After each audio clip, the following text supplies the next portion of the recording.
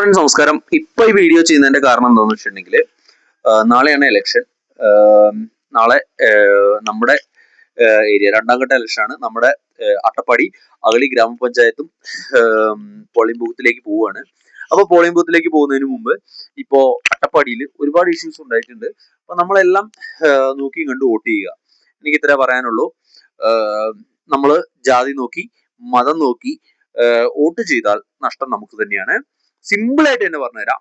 നാളെ എന്തെങ്കിലും ഒരു ആവശ്യത്തിന് വേണ്ടി ചേട്ടാ നമുക്ക് വീട് വേണം, ചേട്ടാ നമുക്ക് കോഴിക്കോട് വേണം, ചേട്ടാ നമുക്ക് കട്ടിൽ വേണം, ചേട്ടാ നമുക്ക് അത് വേണം ഇത് വേണം എന്ന് പറഞ്ഞ് ഓടിച്ചെന്നാൽ നമുക്ക് നടത്തി തരുന്ന ഒരാളായിരിക്കണം പഞ്ചായത്തിൽ ഉണ്ടായിരിക്കേണ്ടത്. ഓക്കെ, ഓർത്ത് വോട്ട് ചെയ്യുക.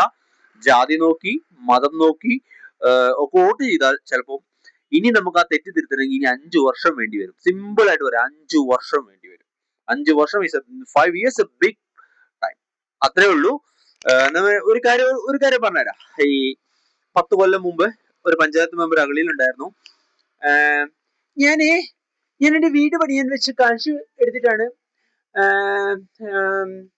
ഇലക്ഷൻ ഇറങ്ങിയത്, അതെനിക്ക് തിരിച്ചുണ്ടാക്കണ്ടേ എന്ന് ചോദിച്ചൊരു മെമ്പർ അഗളിയിൽ ഉണ്ടായിരുന്നു. ഓക്കെ, 10 കൊല്ലം മുമ്പ്. നമുക്ക് 10 കൊല്ലം ഒരുപാട് ടൈമായി. അപ്പൊ അതൊക്കെ നമ്മൾ മറന്നു പോയി കാണും. ആ മെമ്പർ ഏത് പാർട്ടിയുടെ ആണെന്നുള്ളതൊക്കെ നിങ്ങൾക്കും അറിയാം.